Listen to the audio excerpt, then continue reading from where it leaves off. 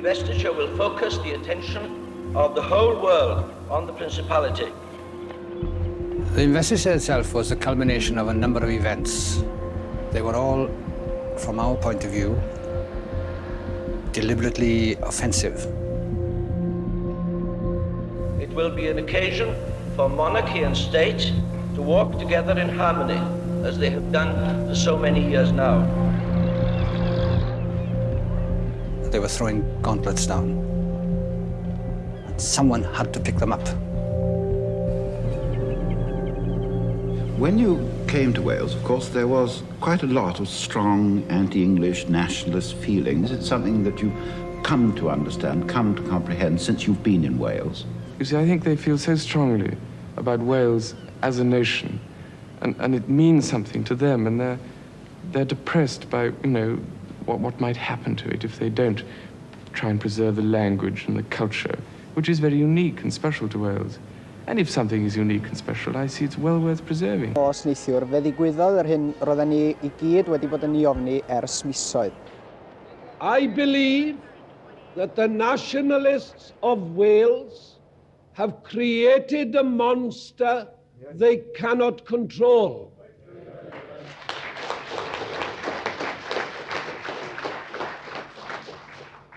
They have created an atmosphere in which violence of this sort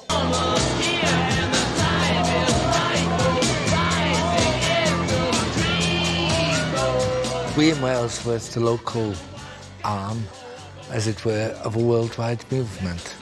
A worldwide movement, a protest against the old established orders of the imperial order, which had led to 2 world wars and so on. Young people saying that they wanted a better future for their countries. We want a new order which puts people and their cultures first.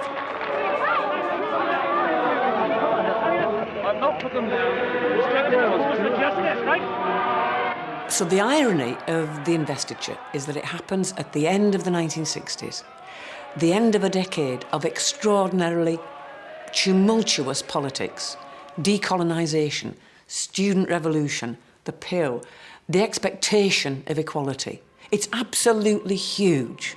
Everybody has changed, and this family wasn't. In their island, what they do is reinstate this antique ceremony, purporting to be about 600 years old, except they've made it up.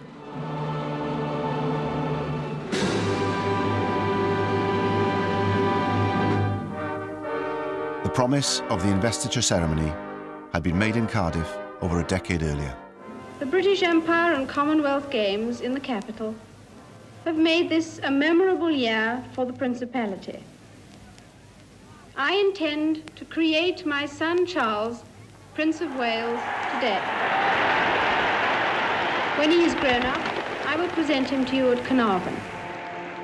I remember sitting in the headmaster's study at Cheam, and we were all watching the television, and there were several other boys there, little ones. I remember being acutely embarrassed when it was announced, and I had this marvelous great cheer coming from the stadium in Cardiff.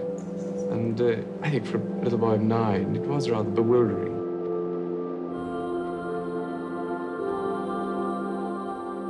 Charles is a frightened, subdued soul. The Queen tells him, across a public address system, for goodness sake, that he's going to be anointed the Prince of Wales. This is a very odd way of being a family, but it's a guarantee of the duty of the sons. This is the way that the royal family was really operating at this point. You are told something, you put up with it, you deal with it, and you cope with it. And it's really hard for Prince Charles because he's a very sensitive child, he's a very thoughtful child, and this weighs heavily on him. He really is expected to just accept it and get on with it. The idea of the 1969 investiture was popular in Wales.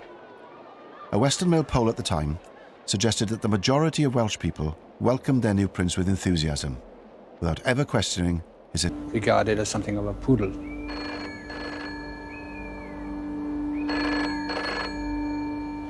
And I think the principle was that we had to show that this was not a sentiment shared by everyone, and that there were some people who remembered a bit further back.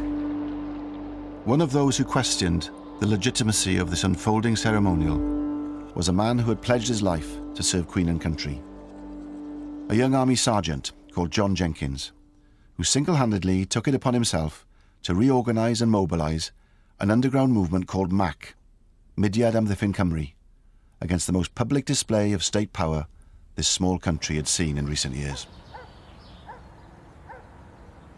John Jenkins was born in 1933 and raised in Treharris and then Pen y Bryn in the Rhymney Valley.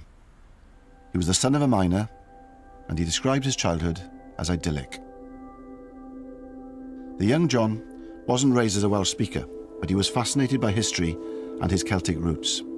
In particular, he was captivated by Capel Gwladys, an ancient site on Gelli Gaer Common, close to his home in Pen y Bryn. It's a place he would return to many times in his life. He played drums in the local kazoo band, and his love of the drums and the outdoors would take him into the army.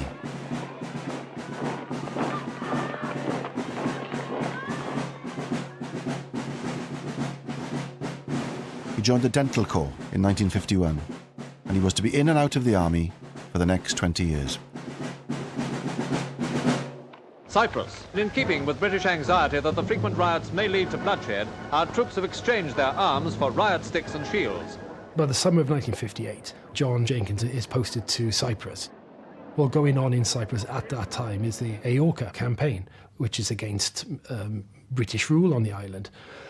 After 4 years of an insurgency in which police bases and military bases are targeted, Cyprus is handed back its independence, and John realises that this has been achieved with only a handful, a comparatively small number of men.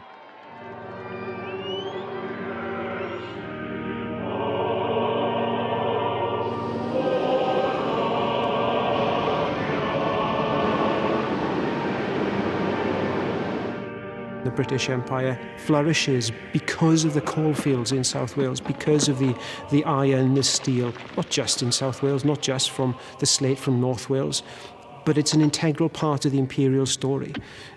But by the 60s, that empire is dead, essentially. The empire is crumbling. Those opportunities that were there in the empire are no longer there. The coalfields are beginning to fail, so that you see unemployment amongst the coal miners increase in the 1960s.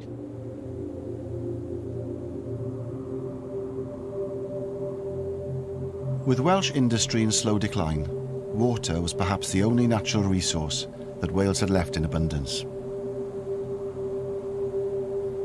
Dams had been built and valleys drowned since Victorian times. But it was the proposal by Liverpool Corporation to create yet another reservoir at Capel Celyn that was to bring the Welsh nationalist spirit to life. For many in Wales, the drowning of the village of Capel Celyn in the Tryweryn Valley was the defining political event of their generation. Despite protests on the streets of Liverpool, numerous petitions, and a vote by every Welsh MP against the proposed scheme, the drowning of the valley went ahead. John Jenkins' political flowering really begins with witnessing what is happening with the flooding of Tryweryn. I mean, he's in Germany at the time. He sees that there are 36 Welsh MPs, not one of whom votes in support of the bill, and yet, having exercised this democratic opposition, the voice of Wales is ignored. But he thinks something's wrong here. When a nation such as Wales can be hit over the head so badly, then where do we go from here? Where does that leave us?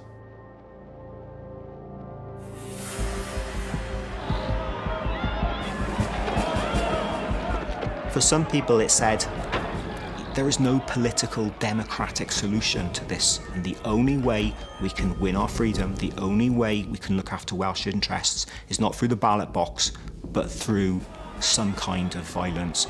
And Tryweryn does see the emergence of violence as a political tool within Wales. The following year, on his return to Wales, John Jenkins was to bear witness to one of the most horrific man-made disasters of the industrial age, in a town that was close to his heart. BBC One continues now, earlier than published, with 24 hours.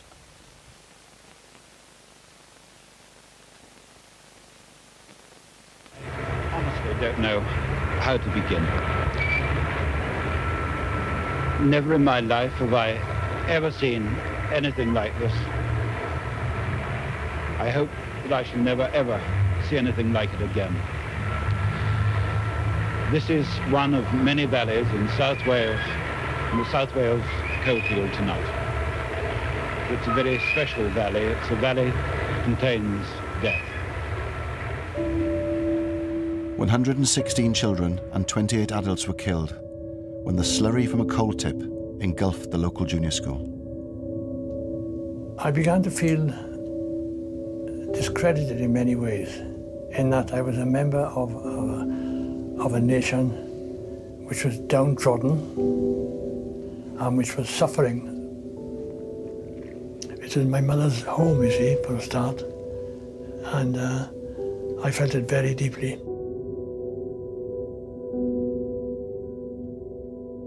It was a combination of various factors which did include Tryweryn and did include Aberfan. Those are the things which made me realise that something must be done. That summer had seen a significant victory for the nationalist movement in Wales, with Plaid Cymru, the Welsh Nationalist Party, winning its first parliamentary by-election in Carmarthen in July 1966, making Gwynfor Evans the first ever Welsh Nationalist MP at Westminster.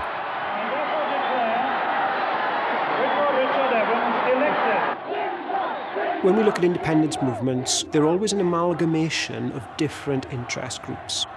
A campaign for national independence or national self-determination that is successful is a campaign that is able to bring together all sorts of different perspectives. We see that to an extent in Wales in the 1960s. The success of Plaid Cymru, for example, demonstrates that increasingly more and more people are willing to detach themselves from the two major political parties in Wales.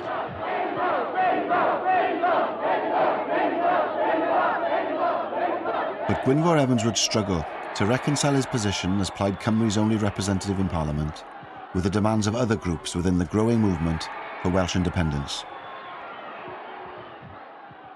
Cymdeithas yr Iaith was founded in 1962 to try and get official status for the Welsh language, to get road signs in Welsh, official forms in Welsh, was part of the awakening of realising that our language was not something which was dying out, but was part of a living, new, young enthusiasm for Wales, a young revolution in Wales.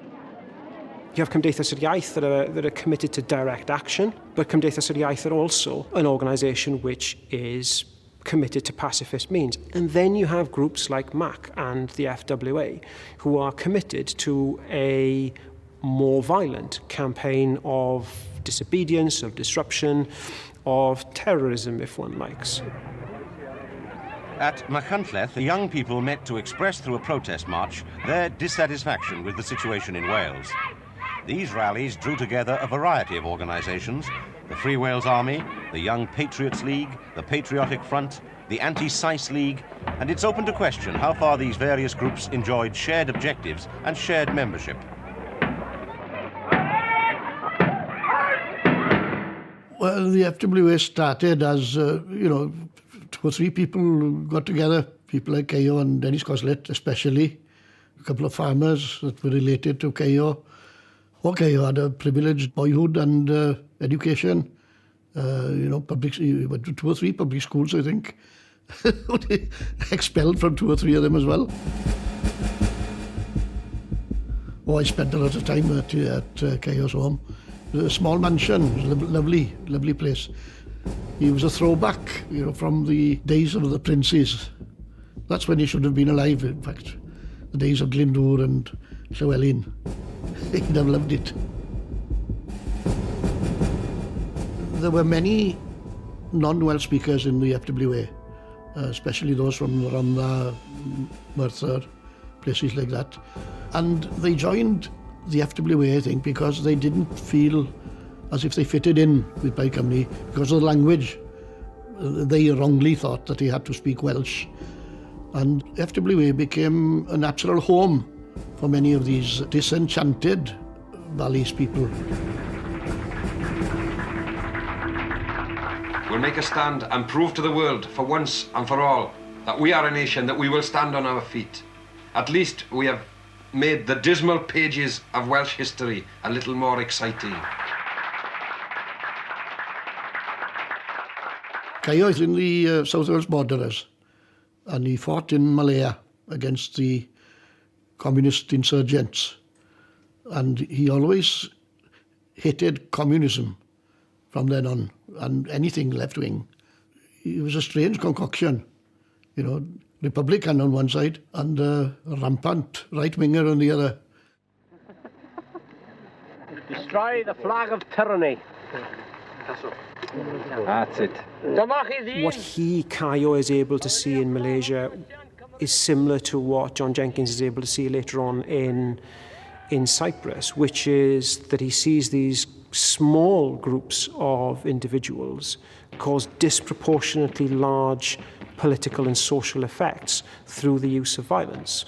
But they also find that these groups are very elusive. Caio in particular finds that in Malaysia the guerrillas can just disappear.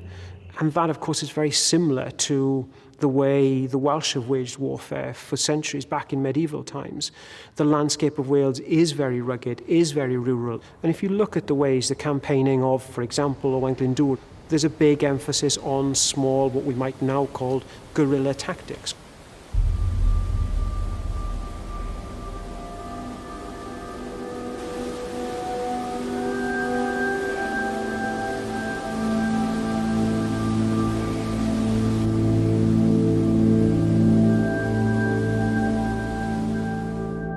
Clywedog Dam, a huge construction which is being built near Llanidloes, was to become the target of the more extreme Welsh nationalists. In 1966, it was nearing its completion when the police received a warning that a bomb had been planted on the site. 8 pounds of gelignite had been placed under an 80-foot steel mast that was connected to another by 110 feet of 3-inch cable. It exploded, sending the entire construction cascading down the hillside. Speculation was rife about who might have been responsible, but an olive green Castro cap, found 30 feet from the scene, seemed to point the finger conclusively towards Caio Evans and his men. I don't think it was being worn by anybody who undertook the operation. It was dropped deliberately by somebody, put it that way.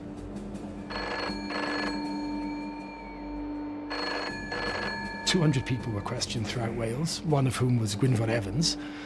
So in the dark are they, I think, as to who might be responsible, whatever their suspicions."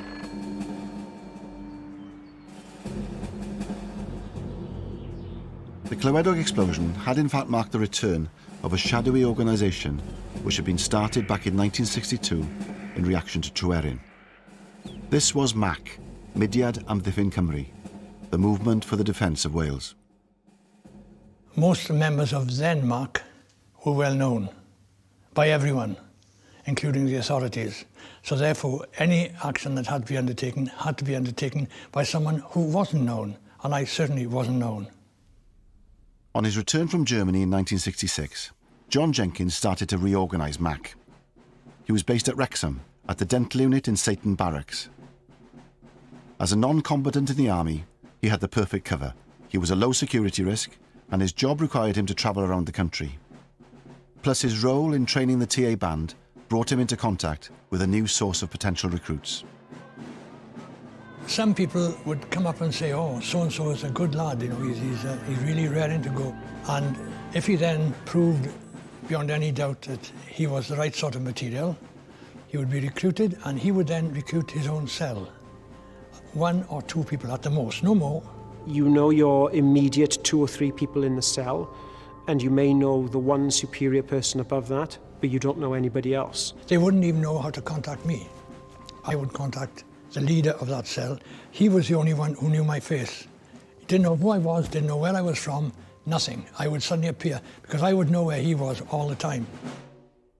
One of John Jenkins's first recruits was to be a 19-year-old flautist in the TA band called Frederick Ernest Alders. It was to be Alders who would drive John Jenkins to a small village in mid-Wales called Llanrhaeadr y Mochnant to plant his first bomb as Mac's new leader.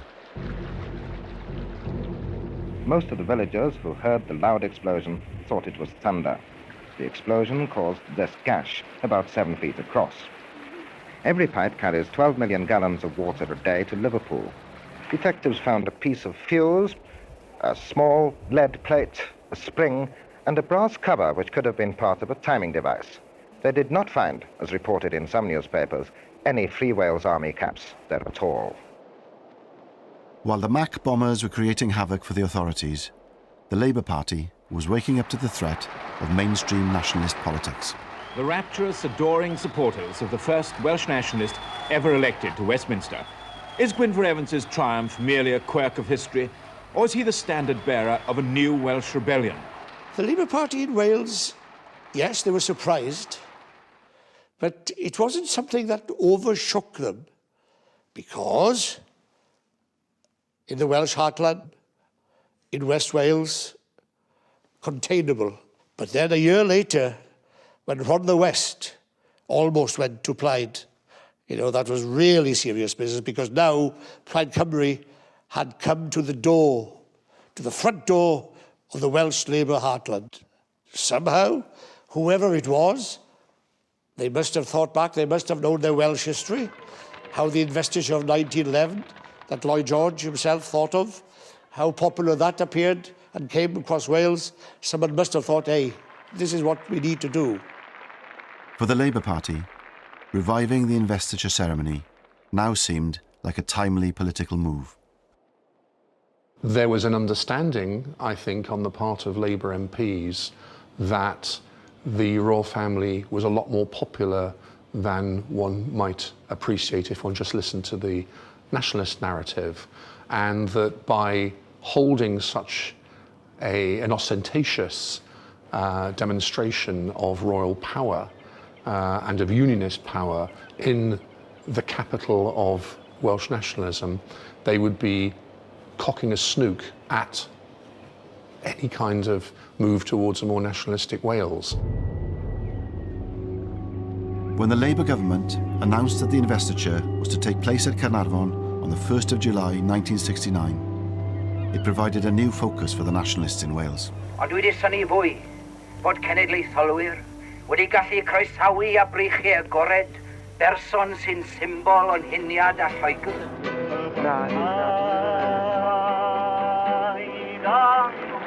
Cymdeithas yr Iaith prepared themselves for a new wave of protest, and with the first meeting to discuss the investiture arrangements to take place in Cardiff in November, all eyes were on the capital city.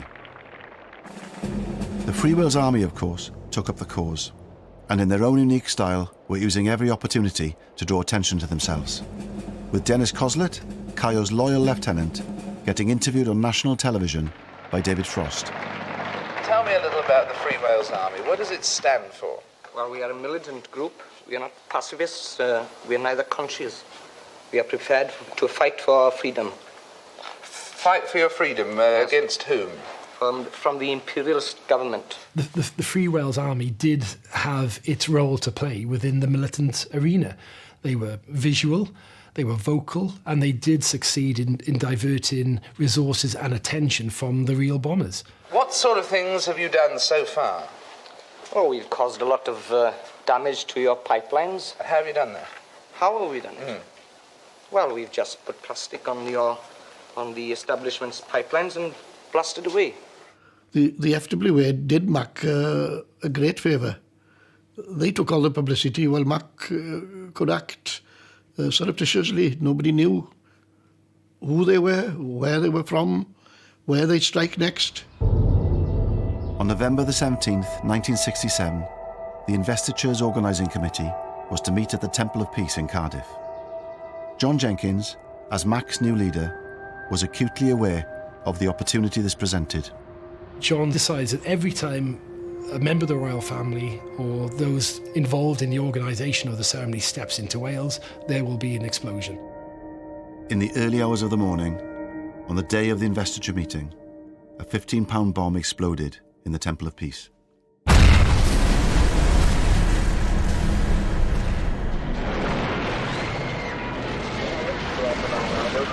Roads out of the city were immediately sealed off. and within an hour of the blast, known extremists throughout Wales had been roused from their beds for questioning.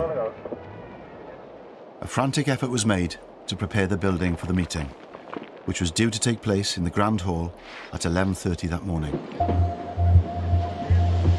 The Queen had appointed her brother-in-law, Lord Snowdon, to coordinate the ceremony.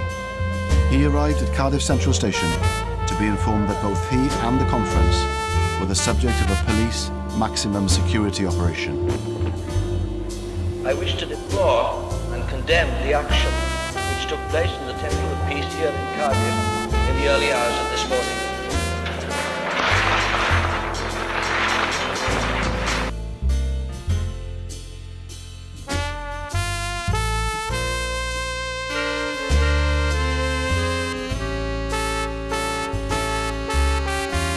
The most explosive of years across the globe sees the start of 2 years of explosions in Wales. The Snowdonia Country Club becomes the first of many MAC targets leading up to the investiture. The bomb went off in this letterbox fixed to the wall at 20 to 2 this morning. Would you like to go to the investiture and see the prince? No, why not? In case there's a bomb then?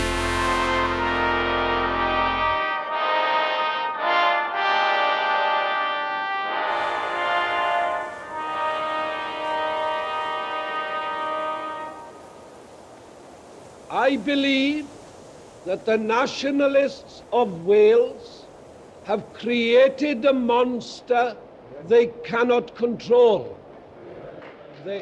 George Thomas became a bit of a caricature of someone who hated the Welsh language, even though they were Welsh, and who gravitated towards an English monarchy. Royalty, the royal family, was very, very, very important to George.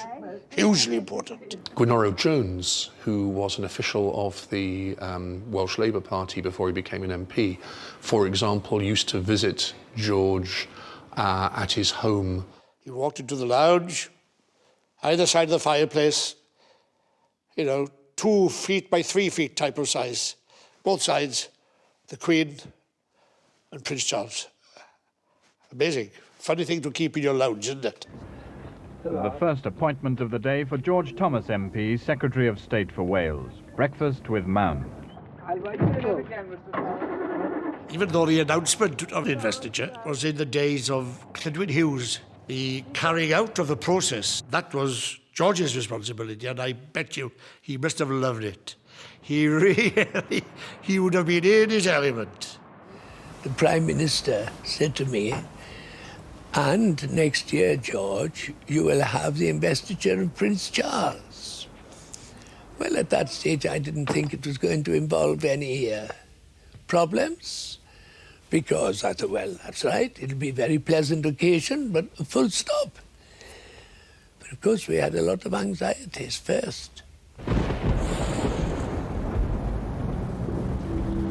A device had been placed on a basement windowsill, and the blast, which was heard 3 miles away, blew indoors and threw furniture around. No sooner had George Thomas become Secretary of State than Mac struck again, audaciously blowing up his headquarters at the Welsh office. Minister, do you think that, say, Home Rule for Wales would stop this sort of thing? Not at all. A Home Rule for Wales isn't wanted by the Welsh people. You'd start a lot more trouble if you tried to give Home Rule to Wales. What we are seeking for is a greater sense of participation in the work of the government. Prince Charles, on a visit to the Welsh office, has his first experience of anti-investiture protest. But the throwing of smoke bombs evoked little sympathy for the protesters, who were accused of, in the words of one church leader, ignorant discourtesy to a young man who is in no way responsible for the position in which he finds himself. La la la la la la la la la la.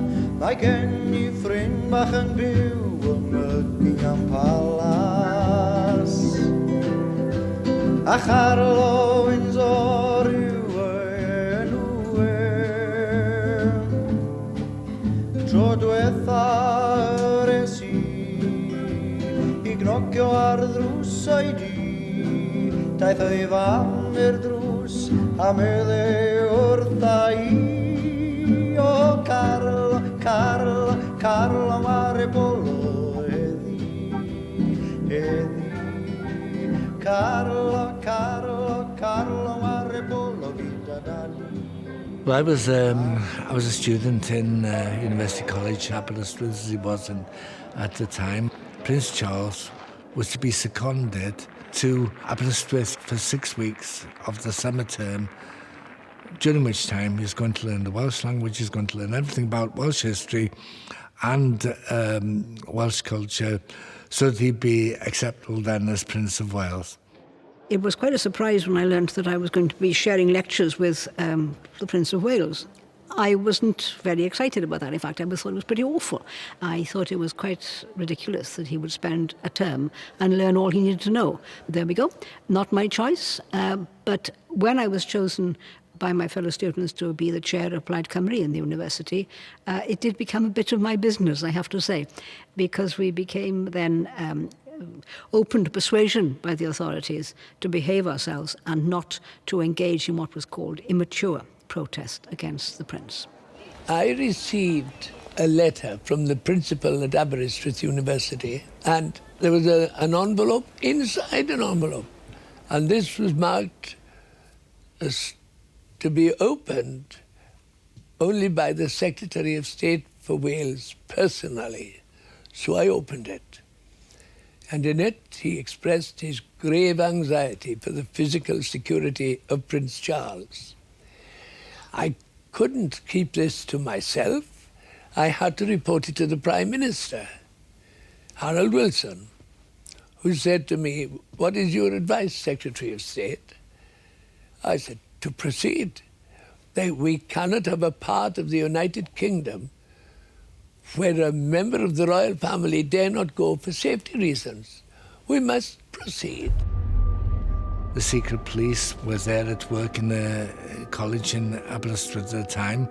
They had two functions. One was a legitimate function to ensure the personal safety of someone who was the heir to the British throne, but they were also there to ensure that the British state was not politically embarrassed. When we held our protest, the day in which he arrived at the college, I climbed onto the roof of the old college building and I tore up some pieces of paper and I dropped them down as confetti to mark the marriage of the University College of Wales with the British establishment that they were willing to sell out to be used for a blatantly political purpose. I was told later on that police marksmen were on 4 other nearby roofs with their rifles trained at me, so at the time, so had it even seemed that I was dropping anything more sinister than a tiny bit of paper, I'd have been taken out immediately, therefore. Mr. Milward, as one of the Prince's tutors, you've been putting the final touches to his timetable today. Just how rigorous a syllabus will it be? It's quite a heavy syllabus. He'll have his plate quite full during these 9 weeks, and he's very willing to work hard. It was very strange to be in Edward Milward's company because he was vice chair of Plaid Cymru in Aberystwyth and he was a member of staff and he was the tutor who was teaching Prince Charles Welsh. And he was one of the people who was most concerned that Plaid Cymru, the University of Plaid Cymru responded maturely and sensibly and didn't make fools of ourselves or the Prince. But he was felt by the students to have sold out to the institutions by cooperating so enthusiastically.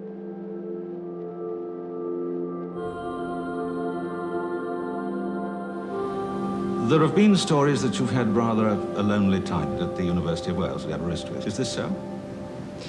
Well, yes, I wonder where these reports come from, but I suppose they circulate. You see, the trouble is that one has to remember that I'm in a slightly different position from several other people. And I think they try and put themselves in my position too much. I think out of certain necessity, I've perhaps been more lonely, if they like it. I mean, I haven't made a lot of friends, if that's what they mean, and I haven't been to a lot of parties or anything. There haven't been very many. And I've had a lot of other things to do. I've been around Wales a lot and looked at things and visited people. And essentially it is, I suppose, compared with other people's lives, more lonely. And in this sense, I suppose I've had a lonely time. He would arrive to the back door of the college in his sports car. He would be accompanied by several policemen, and two of them would guard his car. And then he would go in for the university lecture halls. Students would be there already. He would come in, he would sit in the front of the lecture hall, and there would be two policemen outside the door to ensure his safety.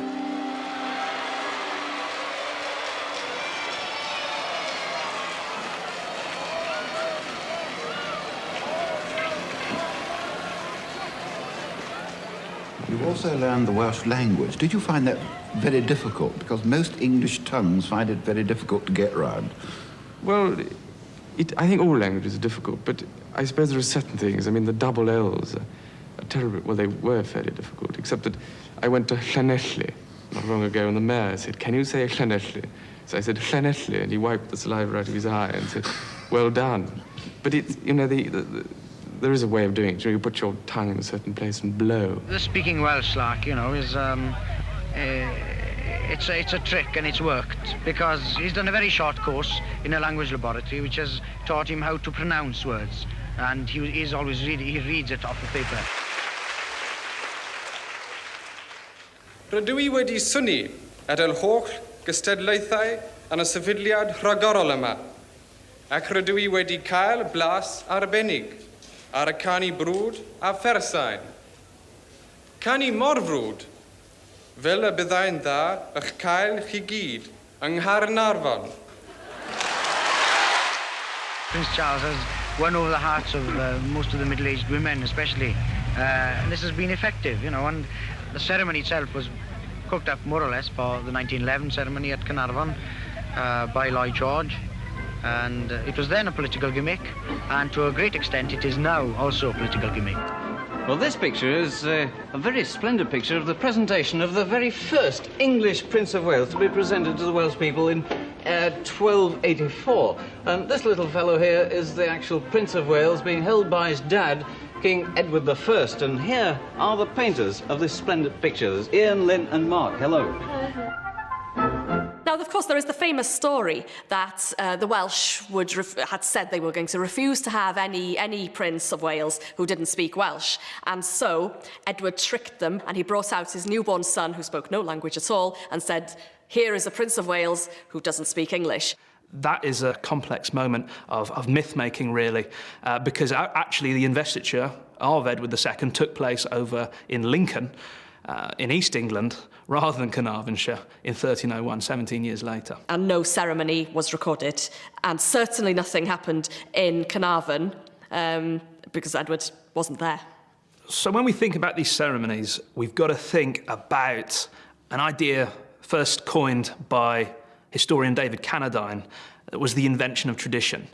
The monarchy's stress through staging royal ceremonies in more public ways, that this stuff is old, that it has a long tradition reaching back hundreds of years, if not 1,000 years, when in fact all of the pageantry, the pomp and circumstance, the colour, the gold, the glitz that we associate with the modern British monarchy, a lot of it's come from the 19th century as a way of sort of articulating a sense of shared history and heritage that unites the nation as a whole. 1969 is definitely a departure from 1911 in terms of the way the ceremony looks and feels. And instrumental to the changes is the figure of Lord Snowdon, Anthony Armstrong Jones, who had, at the start of the decade in 1960, married the Queen's younger sister, Princess Margaret. And in his approach to the ceremony in 69, he tries to incorporate all of the sort of the feel of the 1960s, that it is a more modern ceremony. I think that when I did it, there are certain people thought I was going to be a whiz kid and do an ultra-modern thing. Actually, it was very traditional. And if it's sort of like what Henry V would have done if he'd had perspex. I wanted it to be romantic. I wanted to be good on television. That was the only thing. I did not want it to be an elitist ceremony. In the stage management of a national occasion, there's never been such a bias towards television before. Scarcely a battlement here without its cameras. And under the guiding hand of Lord Snowdon, the castle has become a kind of medieval television studio. I mean, it would be madness to design it just for the few inside. One must design it for the 500 million viewers, which is believed to be watching. And the rehearsal started where the procession itself will start, at the special Royal Railway platform built near a factory 2 miles from the town. It was one of the biggest security the country had ever seen at that time. There were nearly 2,500 police officers. They came from everywhere, including the plainclothes. I think there were about 1,000 of those, 1,500 nearly uniformed officers. To organise such an event was enormous. The gentleman in charge, the Duke of Norfolk, he was an experienced coordinator of such events, but the biggest danger is if you pre-tell everybody where you're coming, how you're going to do, where you're going to walk. A good terrorist can either have a sniper, an explosion, or what have you, and that's how, if I was going to attack anybody, how I do it. The discovery of a bomb near Holyhead Pier, where the royal yacht was due to visit, intensified police fears over security. 3 men were arrested, but their connection to Mac was never proved.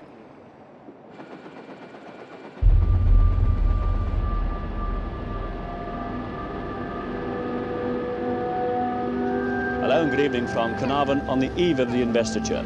A town which seems about to explode as the sightseers pour into the streets to... John Jenkins, meanwhile, was hiding in plain sight, right under the noses of the security forces. Still a sergeant in the British Army, he had managed to get himself stationed at a temporary army camp in Carnarvon, from where he was directing his bombers. The night before the investiture, there were 4 groups out. And the object of the exercise was to disrupt the ceremony and to cause as much uproar as possible. One was a bomb placed somewhere near where the royal family coach would be coming down. Not near enough to cause any damage, but near enough to cause uproar. Another was placed in the Chief Constable's garden, and that was timed to create a 22-gun salute rather than a 21-gun salute. And another one was to blow up a pier at which the royal yacht was due to harbour, which meant it wouldn't be able to harbour because there was no pier there. The 4th device was to be set in Abergele, 35 miles up the coast from Carnarvon, by 2 Mac operatives, Alwyn Jones and George Taylor. John has insisted that he instructed the cell leader, Alwyn Jones, to target a government installation in the town, a social security office, because Abergele is en route to Carnarvon, and John is aware that the royal train will be passing through Abergele on its way to Carnarvon. I know people like to say, oh, the royal train, because it makes good copy. It was not true. We did not target the royal train.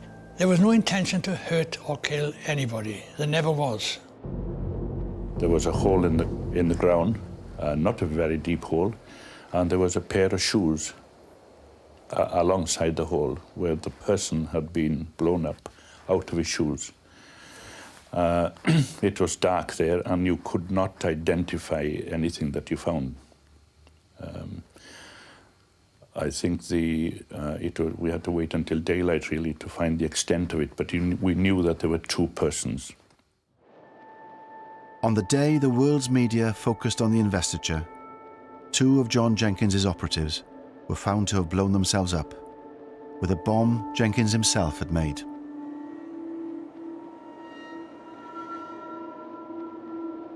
An officer put his head in and said, well, we got 2 of the bastards last night. I went down to the sergeant's mess to find out what was happening, and all they had on was bloody cricket or tennis or something. So I had to sit there through all that. So I had to act as if nothing had happened and laugh and drink with them all and joke about it and stuff like that. And it was several hours later I discovered which group it was.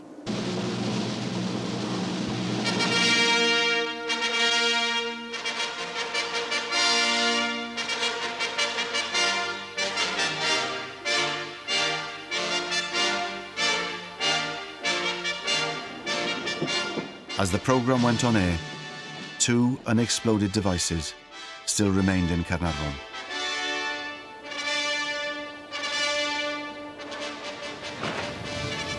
There's the Prince of Wales. He's got out of the train now and into his carriage, wearing the uniform of the Colonel-in-Chief of the Royal Welsh Regiment. With him is the Secretary of State for Wales.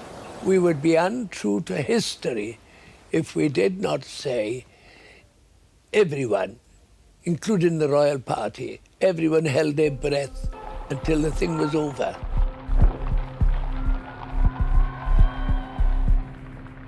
There was a team of 3 commentators on Radio Wales, and I was situated on top of the Chamberlain Tower in the castle. Now he moves off into town. We shall pick him up in just a few minutes when he's entering the outskirts of Carnarvon itself. And there, out at Griffith's Crossing, Majesty the Queen.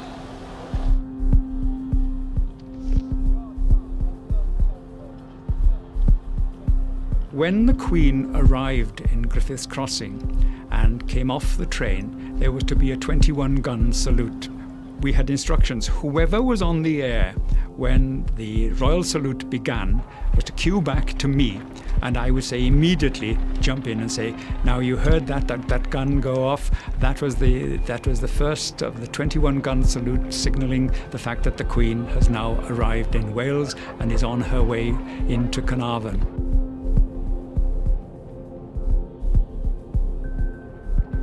And we got into our commentary, scene setting, myself in the castle, John down behind the dais, Glyn out in the mice where there were thousands of people.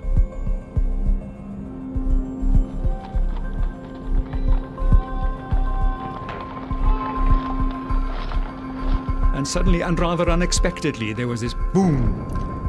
And so Glyn, fair play, did exactly as we had arranged. He handed back to me, and I jumped in quickly and said, there you are, he said, you've just heard the first gun of the 21-gun salute. Now we'll listen to the other 20 guns. Absolute silence, nothing. It was quite clearly a bomb. But Prince Charles just looked at me and said, what was that, Mr. Thomas? So I said, Royal salute, Prince Charles. And he looked at me with a question mark in his eyes and he said, peculiar royal salute. And I know North Wales will forgive me because I said, peculiar people up here, sir. I had to say something to cover up. And we both laughed. I said, well, evidently that wasn't the first gun of the 21-gun salute. And then I looked over my shoulder and I just saw a plume of smoke on the hill behind the other side of the harbour, and some people running around. And in fact, it had been a bomb, maybe a diversionary bomb, but it was a bomb.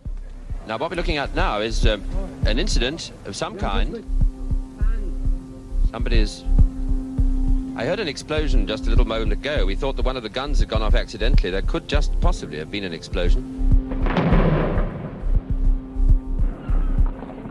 The bomb, planted by Mac in the Chief Constable's garden on Love Lane, had detonated as planned, throwing the traditional 21-gun salute into disarray. Now here's the Queen, following up behind her son and just on the outskirts of the town with a full sovereign's escort. The Queen is utterly preternaturally calm. Nothing can flap her. I mean, the Queen herself was very nervous when she went through the coronation. She was very nervous about the ceremonial, very nervous about the fact that if you put a foot wrong on TV, it'll never be forgotten. So how must Prince Charles feel going into this impossible new ceremony? A young man, he's not king yet, he's a long way from that responsibility, and he's young and he's nervous and he takes things incredibly seriously. If he puts a foot wrong, he will really take it terribly to heart and feel he's made a dreadful mistake.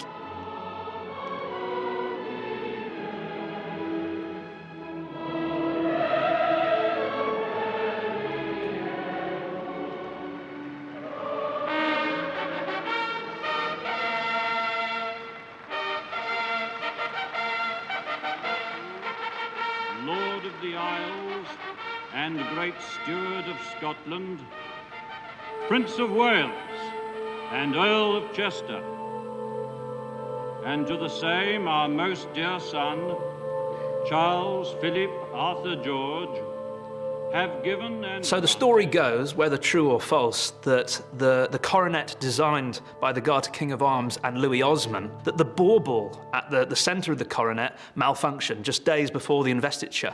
And so rather than fuse the original bauble back at the centre of the coronet, what instead they had was a ping pong ball wrapped in gold leaf, which made it there on the day. The symbol of sovereignty. I'm not totally convinced by the story. I think it's one that the tabloid press ran with a few years ago. Am hynny, yr ewylltisiwn ac yr rhoddwn o'r chymyn cae, yr ein rhan ni. Fe ysbrydolwyd pob un o'r bobl hyn, mewn rhyw ffordd neu gilydd, gan y treftadaeth hon.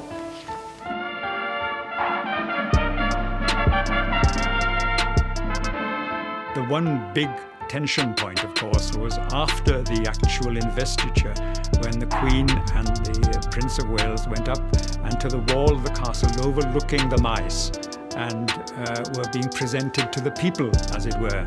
But once they appeared on the balcony, everybody was holding their breath. As the newly crowned Prince of Wales proceeded towards his public, one of Mac's bombs remained undetonated in the streets of Caernarfon.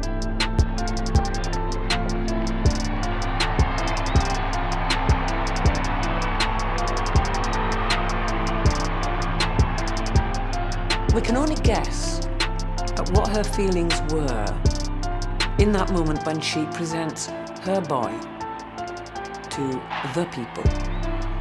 And they're there in this kind of raw, exposed, beautiful, but very vulnerable space. And she's giving him to risk, exposure, danger. There is no mistaking spontaneous applause, and this is the real thing.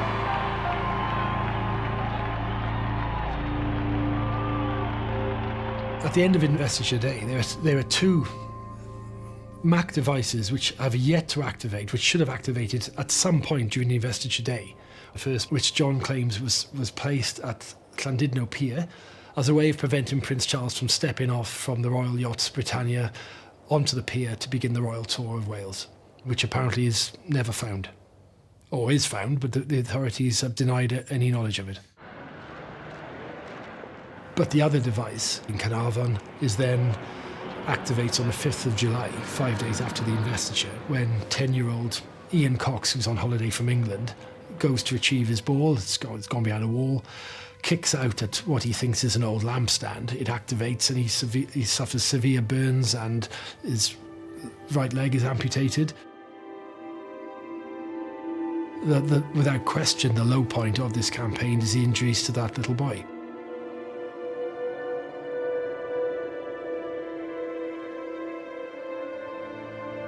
The perfectly understandable response is that such injuries to a 10-year-old boy can never be justified, whatever the political cause. Whenever anything failed to detonate, a call was always made to the police to tell them about it and where it is. And this was done, but they didn't take any notice of it, apparently. So I made a point of asking, when I was captured eventually, why didn't you take any notice of the call about the bomb? And they said, because it was one of thousands we had on that day, and we couldn't possibly investigate all of them. Such a campaign of sort of indiscriminate time devices. Deaths and injuries are perhaps inevitable one way or another. Explosions on remote pipelines in the Welsh Mountains is one thing. Blood on the streets is quite another. This is as bad as it gets.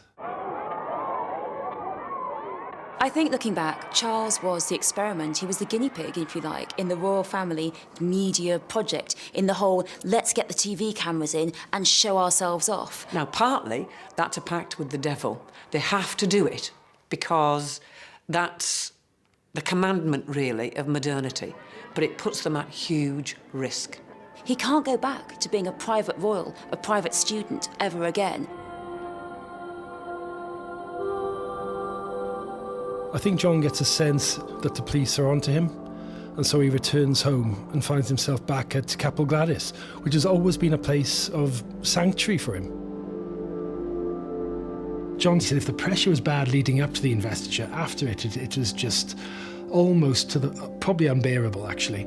Having lost 2 colleagues in Mac, owing to a bomb which he had assembled, which he had handed to the cell leader Alwyn Jones. But if that wasn't bad enough, then he has the injuries to Ian Cox 5 days later.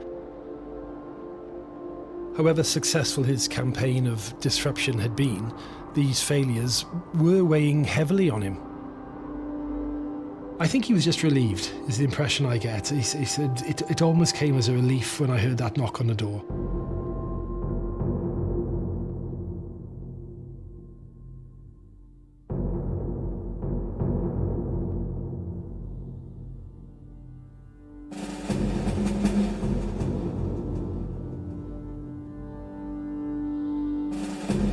"50 years on, aged 86, John Jenkins is seeing out his days in a nursing home, having forgotten nothing. While history seems to have forgotten him and the war he once waged against the British state, he says his only regrets are the deaths and the casualties that he caused. The investiture thrust Charles into a life lived under constant media scrutiny and intrusion. 50 years on, at the age of 70, he remains a monarch in waiting, and the longest-serving Prince of Wales in British history. Sian Lloyd asks what the Prince of Wales has done in and for Wales in Charles, Prince for Wales, available on BBC iPlayer.